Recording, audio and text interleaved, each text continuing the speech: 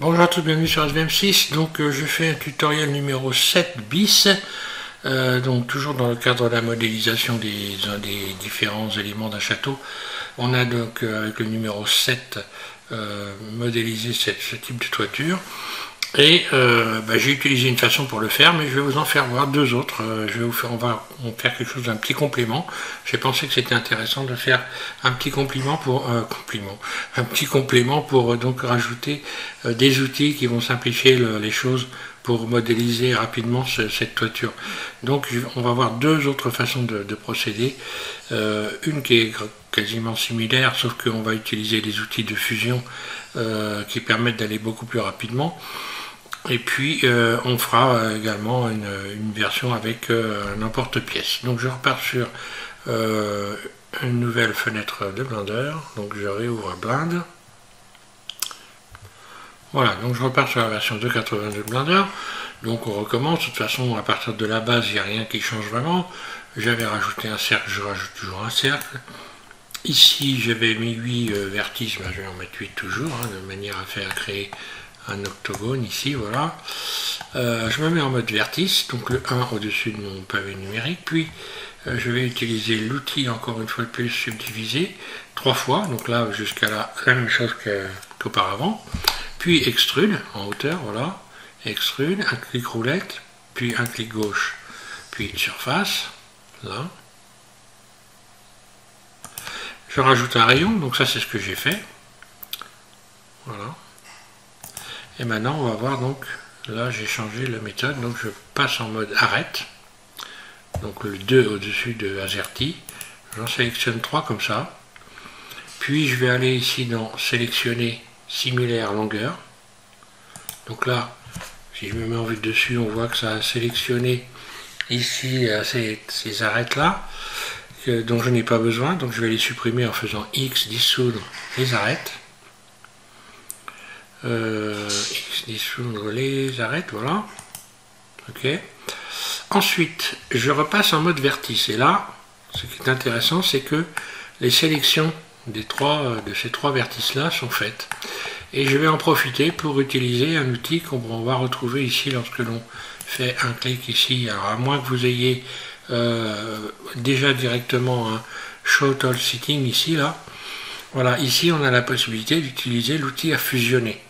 Donc je fusionne les vertices, je clique ici pour engager cet outil et je vais me mettre ici en mode individuel, là, et je vais faire surface 0, S0. Voilà. Donc là j'ai directement, comme ceci, fermé les éléments en un seul clic en réalité. Voilà, je vais donc maintenant désélectionner l'outil à fusionner. Alors il est bien cet outil parce qu'il faut s'en rappeler. Si je sélectionne ça, que je sélectionne ce vertice là par exemple et que je fais double G et que je viens positionner ici un clic gauche, et bien là j'ai déjà directement fusionné. Je reviens en arrière, je vais donc voilà. Alors ensuite les arêtes ici, donc là enfin les arêtes, les vertices qui sont là, on va rien changer puisque il n'y a pas d'autre moyen de faire cette sélection. Je me remets en vue 1, puis G, Z. Donc là, on est encore dans la même configuration. Et je suis obligé de fermer, malheureusement. J'ai rien trouvé de mieux, un par un, comme ceci. Par contre, il y a une chose qu'il faut faire attention, que j'ai pas dû dire dans le précédent tuto. Il faut faire attention quand on va faire une extension ensuite de la base. Hop là. Quand on va faire une extension de la base, il va falloir faire attention, il y a des faces qui vont être à l'endroit, des faces à l'envers. Alors, je vais vous faire la démo pour que vous compreniez. Voilà. On va le voir très bien. Voilà. Si je me mets en vue 1, que je sélectionne donc toute la base ici, en mode transparent Alt Z, puis B, je sélectionne toute la base, et je fais extrude. Là, un clic roulette. Ce qu'on voit, c'est qu'il y a des faces qui sont d'une couleur, qui sont transparentes, et d'autres qui ne sont pas transparentes. Ce qui signifie tout simplement qu'il y a une inversion des normales. Les normales sont inversées. Normalement, je devrais avoir tout transparent comme le haut ici de la tour. Ce qui fait que pour faire revenir en mode correct, ici pour faire revenir les faces correctement, je me mets en mode face. Donc je clique sur le 3 au-dessus de AZERTY. puis Alt, un clic droit, je sélectionne toutes ces faces-là, et je vais aller dans Mesh, et je vais sélectionner ici les normales, voilà, et je vais recalculer l'intérieur, là, voilà. Je recalcule l'intérieur, et voilà, tout est redevenu transparent, et pareil, voilà ce que je regarde à l'intérieur. Après, je pourrais inverser les normales, hein, par exemple, si je sélectionne tout A, voilà, si je sélectionne tout et que j'inverse les normales.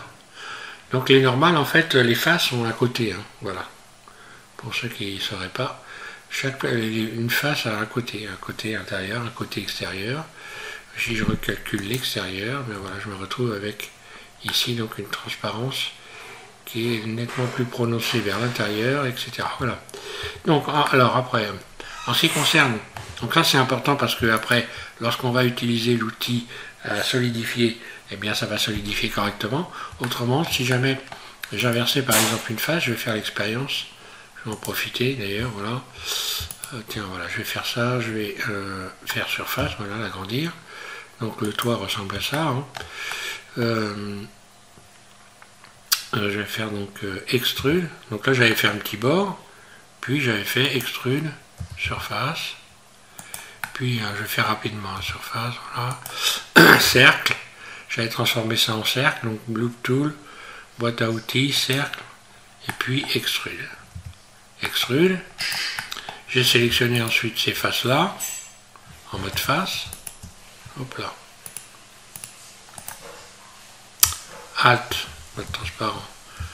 Alt, un clic droit, et puis j'ai utilisé l'outil solidifier.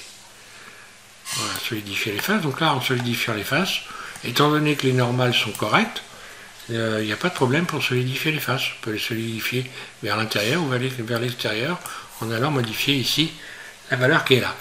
Alors, je vais revenir en arrière maintenant et on va supposer que voilà, j'ai des faces qui sont pas du, voilà, qui sont inversées. Donc là, je vais aller inverser ces faces volontairement et donc modifier leur normale. Donc là, cette fois-ci, je vais vers l'extérieur. Oui, ça doit être ça. Voilà. Donc là, j'ai inversé les faces. Donc maintenant, on imagine que voilà, j'ai pas fait attention. Hein. Si je me mets d'ailleurs, si je sors du mode transparent, bah, tout va très bien. Hein. Je me remets en mode edit. Je sélectionne ici le mode arrête, puis extrude. Donc je recommence à faire un petit bord comme j'ai fait, puis extrude surface. Donc là, si je me mettais en mode transparent, on voit qu'il y a des faces à l'envers. Hein. On voit qu'il y a, voilà. Je reviens ici, puis je vais faire cercle. C'est ce que j'ai fait donc précédemment en allant dans Loop Tool, cercle, là, puis extrude. Voilà. Et maintenant, si jamais je veux utiliser l'outil solidifier, comme j'ai des faces à l'endroit et des faces à l'envers, eh bien, on va voir ce qui se passe. Je vais utiliser solidifier. Oui, tu solidifies, voilà, solidifier les faces. Et voilà ce qui se passe. Et lorsque j'augmente, ben voilà. Je ne peux plus utiliser l'outil solidifier correctement. C'est pourquoi il faut faire extrêmement attention à justement ces renversements ici. Donc de normal. Voilà, je vais resélectionner ici. Alors bon, je vais repartir. Maintenant, on va avoir une autre façon de procéder avec un emporte-pièce, donc en utilisant un effet booléen. Donc je vais tout supprimer, voilà. Une autre façon. Hein. C'est là qu'on voit qu'il y a, pour faire la même chose, il y a en fait énormément de façons de faire. Et bon, est-ce qu'il y en a une qui est meilleure que les autres? Allez. Le principal, moi je dis, hein, le principal c'est d'arriver au bout, de faire quelque chose, d'y arriver correctement, puis voilà. Hein. Puis petit à petit on apprend, on fait mieux, etc. Donc je vais me remettre en mode vertice, extrude, un clic roulette. Je vais sortir du mode transparent. Surface. Là. Bon, alors je vais faire un petit GZ parce que voilà. Un mode arrête. Je sélectionne cet arrête par exemple. Alors là, je vais me repositionner correctement. De manière à avoir ici, je sélectionne tout, avoir donc cet hexagone bien. Cet octogone, pardon. Ici bien positionné par rapport à l'arrêt, ainsi à à une vue donc axée sur Y. Donc pour avoir, je peux me mettre en mode transparent, hein, voilà une manière de passer que Y et X ici passent en plein milieu d'un triangle. Voilà. Ok. Je peux sélectionner maintenant une arête, puis la dupliquer, Shift D, puis G, Z, la soulever légèrement. Puis je vais faire un P pour en faire un nouvel objet. P, puis sélection. Donc là, je me retrouve, je repasse en mode objet, je sélectionne mon arête et je vais faire surface. Donc là, je l'emmène en mode edit, mon arête là. A, surface, je réduis la surface. Après, je peux la positionner hein, au mieux, hein, si je me mets donc en vue 3. Elle est là. Ah oui, non, là, je peux pas pouvoir la voir, mais c'est pas grave. Donc, je disais, mode vertice, extrude. Donc là, je vais faire un triangle. Et bien, encore une fois, là, je peux utiliser cet outil-là. Donc là, je vais faire tout simplement surface S0. Là. Donc là, c'est fusionné. Voilà, tout est fusionné, il n'y a pas de problème. Puis, par exemple, je vais faire, donc, je sélectionne tout, extrude, donc vers, voilà, extrude, directement.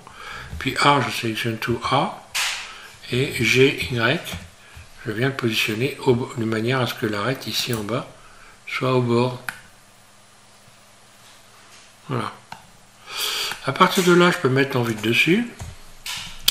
Et là, je peux utiliser l'outil faire tourner, encore une fois de plus, ici. Et comme on a 8 côtés, ben ici, on va mettre 8. Hein, la valeur 8, comme ça, on a un élément qui est en plein milieu à chaque fois. Ok, je reviens en mode objet, je sélectionne le toit, et je vais faire CTRL, cette fois-ci pas CTRL moins, pour retirer, mais CTRL plus. Voilà, donc là, je viens de souder les deux éléments. Je vais donc aller appliquer l'effet booléen ici, appliquer, et supprimer la boîte X, supprimer ou cacher, c'est comme on veut. Hein. Ensuite, bah, c'est très simple, hein, je peux me mettre en mode 1, par exemple en mode face. Je sélectionne une face, puis je vais aller sélectionner similaire longueur, similaire périmètre, puis 2 fois I pour faire une face interne, puis extrude surface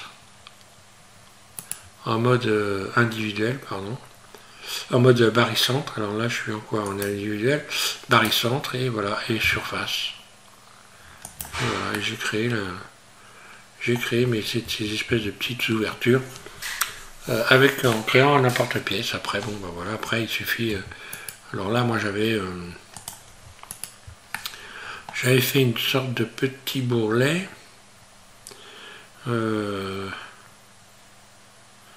Donc extrude,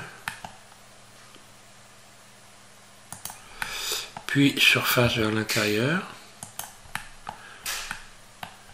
puis extrude très légèrement, puis surface, puis G, Z,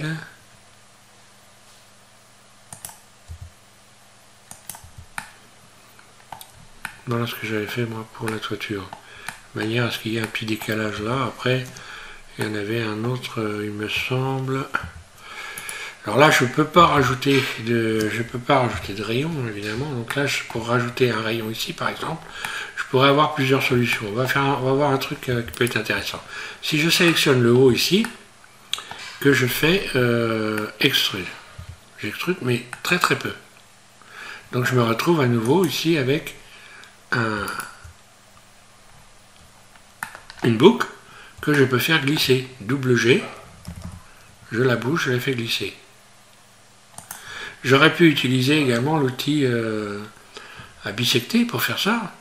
Mais là, très simplement, j'ai réussi à faire ça comme ça.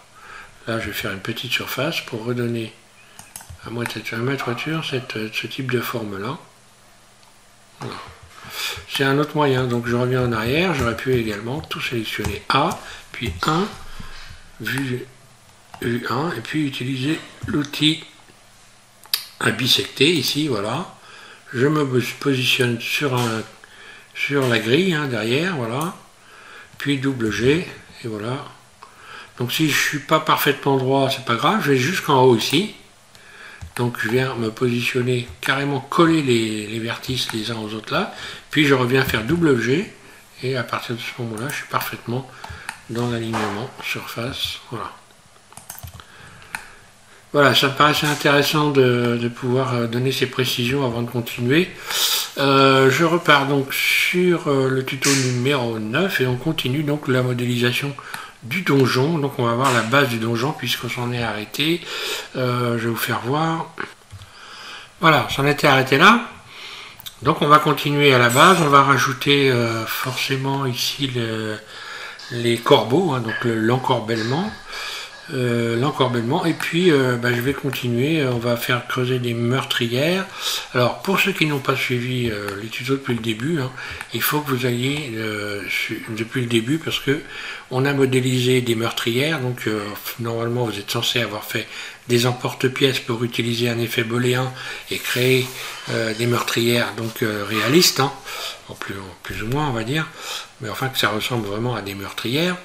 On fera des ouvertures également, des fenêtres, enfin voilà l'encorbellement. On va continuer un petit peu sur la base. Ici on verra peut-être, je sais pas, je vais voir peut-être me rajouter des pierres. On va voir si on peut faire ça pour que ça soit un peu sympa et que ça donne un aspect voilà, un aspect plus sympa. Voilà. Donc je vous remercie tous de suivre M6. Voilà. Pour ce petit complément, donc c'est un tuto bis, hein, c'est un 7 bis. Et pour ceux qui ne sont pas abonnés, si vous prenez ce tuto en plein cours, forcément vous n'allez pas forcément tout comprendre. Je vous invite à suivre la playlist que j'ai donc nommée les châteaux SVM6. Vous avez donc une playlist et là on en est au numéro 7 bis. Merci à tous de suivre SVM6 et je vous souhaite une bonne journée.